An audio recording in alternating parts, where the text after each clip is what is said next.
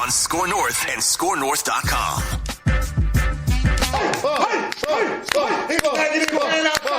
But we got a team in here. And this is like a chant. Now every time I beer, we gotta score. Score. Let's go.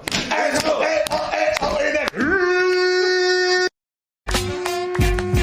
Yeah. Oh, it gets me juiced. Fire it up. Every Friday. He's got such good legs because he's a punter. He's got such good. I mean, those calves, man. Those are some good legs. Yeah. What makes a good leg on a man, Judd? Just a tree trunk leg. That's a good leg. I mean, there's a lot of muscle mass in that leg. That's sturdy. a healthy It's very leg. sturdy. Incredibly sturdy. It's a good-looking leg. I'm not going to lie. Think he shaves it? Brady Quinn. Yeah. I'll tell you what. I stood next to Brady Yeah, Quinn. good point. For some reason, Brady Quinn was like taking batting practice at Target Field one time. Shaves his whole body. What's that all about? Yeah, I can't do Can't that. Like say swimmers, it I get. Can't say it helped him run faster or throw a ball any more accurately. But yeah, alrighty. Well, this is Purple Daily, and I'm Phil Mackey, Judd Zulgad, executive producer, Declan Goff. This show is presented by our friends at TCL. Enjoy more of what you love with TCL. And it's 4-Question Friday, which means we line up 4 relevant questions, really just 4 questions that we feel like throwing out. And the first one, we'll just start right here, boys. Judd Zulgad was at Minicamp for 2 days. They canceled the third day because things went so well the first couple days. But what were your single biggest takeaways, all of us? What was your single biggest takeaway from Minicamp? Judd was there watching all the practices. Declan and I watching clips and press conferences and things like that. So your biggest takeaway from Minicamp. Okay, so I'm going to go big picture here, and I wrote about this for ScoreNorth.com. You can find my column that I posted this morning on this topic.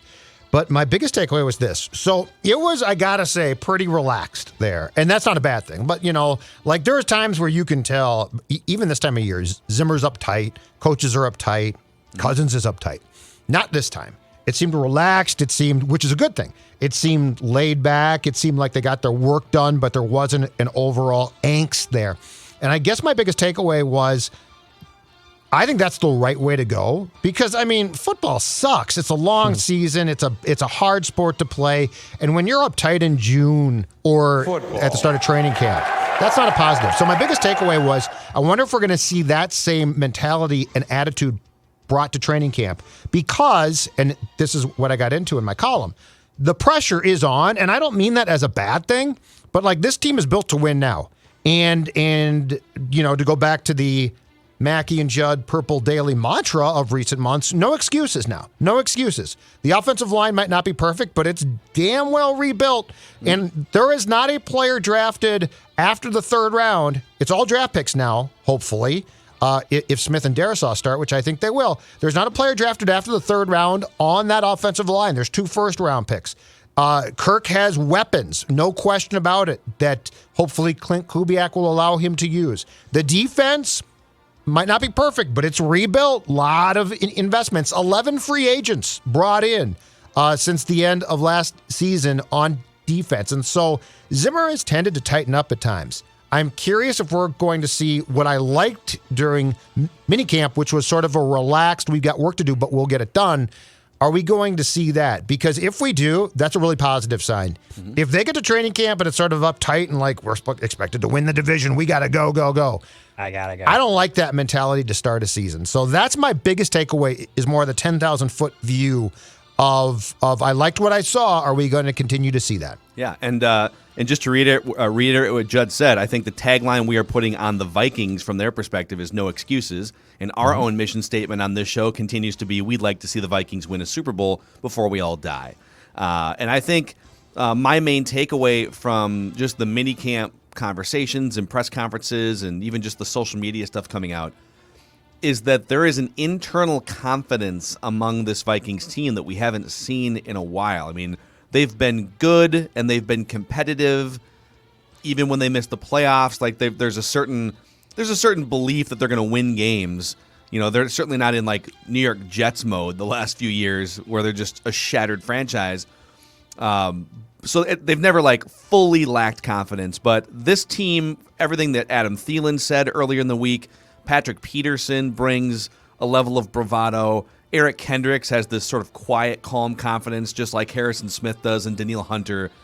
This team, and Justin Jefferson too, this team feels like they think they're going to win a lot of games in 2021, and you can sort of sense that just by watching and listening to the things that are being said. So I would say my main takeaway is how much they believe they're going to have a good season if everyone stays healthy. Declan?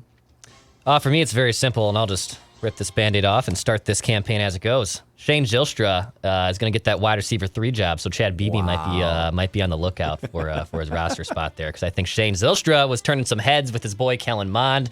Look out, Chad Beebe, because here comes Shane Zylstra. That is my biggest takeaway from Vikings minicamp. Is Shane Zylstra still eligible for Mr. Mankato? I believe so. Has he? Okay, dumb question. Has he played NFL snaps in a regular season game? Was he on like special teams or anything? I'm looking him up. No. He He joined the Vikings in May. He signed in May. Okay. I don't believe so. He could be a prime Mr. Mankato candidate. Yeah, he was an undrafted signee in May of after the draft. Okay, unless something's changed here. When they signed him in May, though, they signed him to play tight end, according to the team website.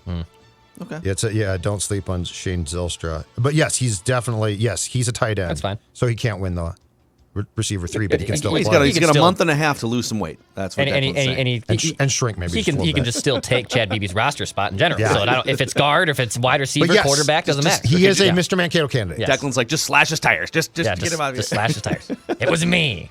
All right, question number 2 here. So the Vikings announced yesterday their training camp dates, and they're going to charge for admission to some of the training camp, like the primetime, nighttime practices.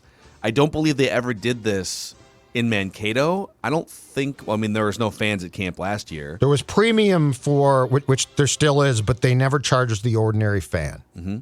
Correct. So they talked about it once. So how do you feel about the Vikings looking to squeeze a few more bucks out of their training camp experience? I know that you didn't, that you didn't have fans last year at training camp and certainly at games, and I know that you probably lost quite a bit of potential revenue because of that, and all teams did. But I hate this, and here's why. One is, welcome back, fans, and now here's 4 pretty good practices you can pay for. $10 for adults to the ones at TCO, $20 for adults at the scrimmage at US Bank Stadium, which is highway robbery. Yeah. Football practices are awful. They used to be, they've always been awful, but they used to actually be competitive, right? Like, Phil, we watch football practices, full pads, and guys got hurt and guys worked. Now they're glorified for the most part walkthroughs lots of times. The first one that they're going to charge for is the nighttime stadium practice at TCO, and that is in what they're calling the ramp-up period. That means no pads. Mm-hmm. That means it's basically going to be shells and helmets, and they're going to go through, and they're going to do stuff. But you're charging adults $10 for that and kids $5. And here's the other thing I really don't like. This leads down a slippery slope, because this is clearly them putting it out there that, hey, will people pay? Because if they will, we're going to charge them more. So it'll go from 4 practices this year to 8 practices next year to 3 years from now. Every practice you'll have to pay. Fans already go and they buy merchandise, they buy beverages, they buy food, and a lot of families go who can't afford to go to games, especially coming out of a pandemic when probably lots of people have taken pay cuts. This is something that they can afford to take their kids to, who then become lifelong football fans, because I got to go with mom. So I hate this. And I know it's just 4, but this league makes enough money. You don't need to charge people to get into a practice. Listen, I'm all for capitalism here, and I think if there's a market, they're not charging $100 to go watch special teams practice. What's it, like $10? For an adult ticket? It's $10. Yeah. For the 4. It's $10. I'm fine with it. It's $10. They want to make a couple bucks. It doesn't bug me at all. I was actually shocked that they spent 50 years giving away Randy Moss and Adrian Peterson for free. You get to go watch those guys for free? No, you got to pay up. Yeah, but we don't have... Families can afford $10 tickets, all right? $10 for the adults, $5 for kids, but I'm telling you, this is a slippery slope. Slippery slope. They're going to start charging for more. And look, for people like us, I don't care. But if you have 3 kids who love the Vikings and you can't afford to go to games, This was one time where you could, and it's not like you didn't go spend. You went and spent. So Yeah, I will. Okay. I hate this idea. To that point, for families, like, I think it's unfair. Yeah, okay. And like, it's presumptuous of me to say like all families can afford $10 tickets. That's not true. And so I will say, if they keep some sort of avenue open for underprivileged families and kids to be able to go watch their favorite players or get autographs, they should do that and not have it be 100% a cash grab. At the same time, I understand coming out of a pandemic year, they want to make a couple extra bucks. All right, it's for sure greedy. It's for sure capitalistic. But we built them a stadium and a state-of-the-art facility that I know Egan helped out on. So really, you can't just keep the practices free. They're football practices. It's highway robbery to charge too. They suck. I mean, spring training baseball, you go watch baseball. Yeah, but you pay. You pay to go. No, but I'd pay to go because you get to go watch baseball. Not really. I mean, training camp practices is cones on the field. But Donuts. it's still a product that what they're saying is, hey, listen, like there's a market for this. People will absolutely pay $10 to watch this. So yeah, I get it. All right, Dex, break the tie. Yeah, it doesn't matter to me. It's not that big of a deal. It's $10. I understand. You know, Paul Gazelka or Judd Zolgad over there complaining that eventually we're going to have to get down to. Eventually, it starts a slippery slope, and more people starting to pay more money to see football practice. I don't think it matters, dude. I think it's not that big of a deal. I really don't. Yeah, so Sorry, Judd is sticking up for. Sorry, Judd. I am sticking up for the fan. The families and the fans. I am sticking up for the fan. Yep. All right. Question number 3 is brought to us by our friends at PXG Minneapolis. So you got the U.S. Open going on right now. There's some PXG pros that you're going to see all throughout the weekend, hopefully, anyways. And if you're just looking to improve your game, you're looking to get one of the best sets of clubs you're going to find on the market. The Gen 4 clubs have landed. Drivers, fairways, hybrids, irons. These are the best performing clubs PXG has ever made. And you can find them in stock at PXG Minneapolis and Southdale Center. It's a golfer's paradise. Check it out. And you can snoop around online too at pxg.com/Minneapolis. All right, let's get to question number 3 here. All right, so no football for 6 weeks, boys. Minicamp is over. Training camp doesn't start for 5.5, 6 weeks. So give the audience one viewing recommendation that they can maybe do a YouTube search and find. What's a football game or some sort of football thing YouTube rabbit hole that they can go down and keep themselves entertained for the next few weeks, or at least one thing. Yeah, to gain an appreciation of how far the sport and this league has come, go back and watch 1970s highlights or games. I don't care what. But just to understand where this sport was and how different it looked and how the run game was king at one time and quarterback interceptions were a commonplace and hits were brutal.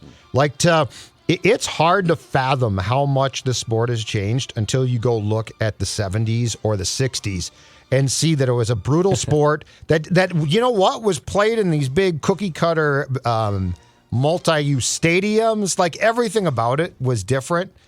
My advice is gain an appreciation for how far the sport has come by watching that. All right. What about you, Declan?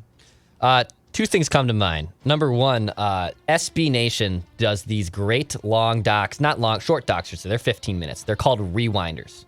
And basically they take a very prominent sports moment that happened, and then they rewind how they got there over a long 10, 15-minute moment, how it brought there. They've done ones on the Vikings before. They've done the Minneapolis Miracle.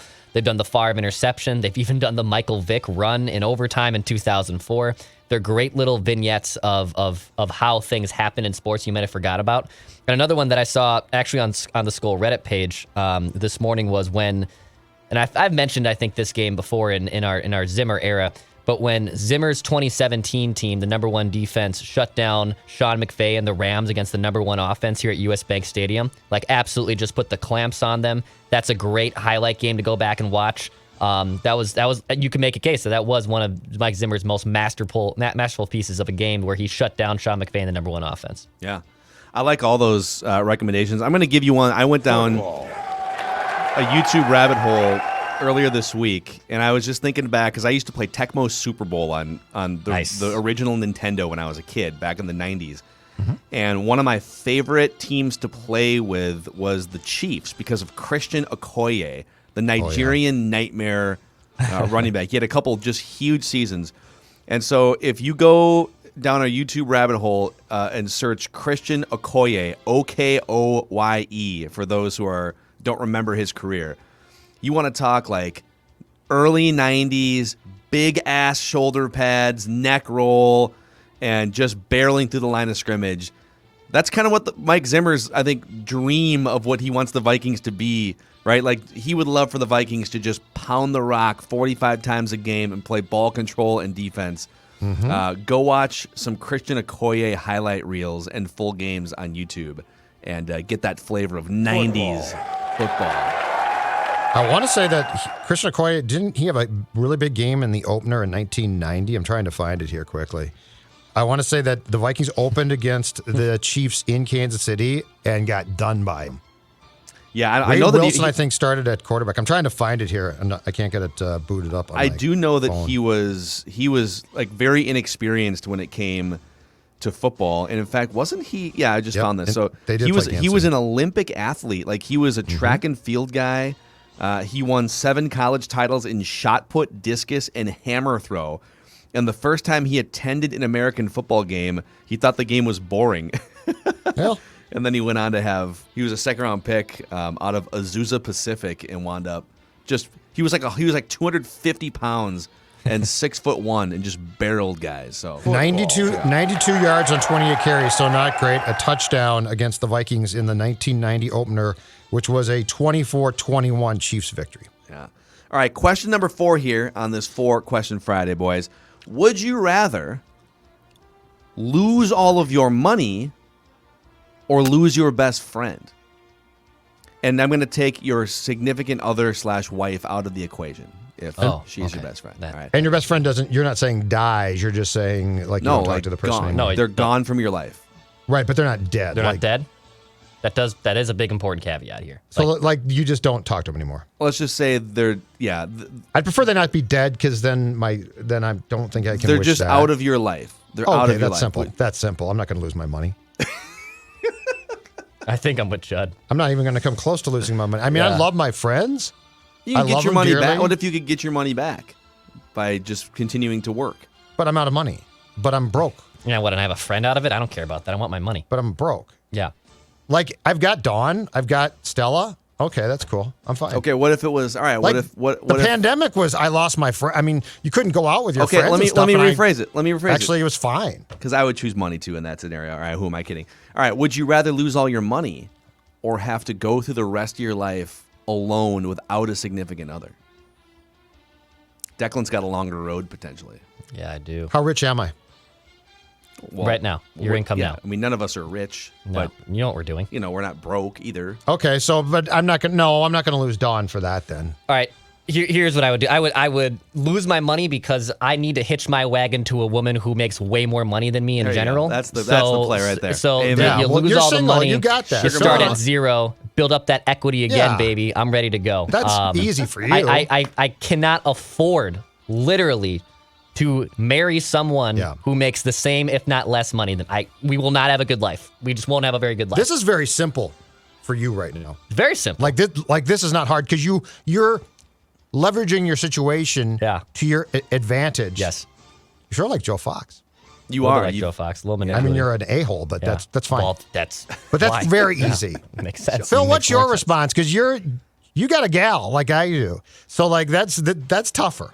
Yeah, I would. Well, I think Declan's right in that you have to survey the financial landscape here. But I will say that when it comes to the ceiling of financial earnings, I think my wife probably has a higher ceiling than I do. So she's very smart, very savvy, has a great job, and so I would forego the money and just sort of hope that we could build it back up over the next 10 to 20 years. All right, Yeah. God willing. God willing. So you got 20 years. In 20 years, I'll be. You might have 20 if I may. years. You I might have 20 I years. might, but I might not. Yeah.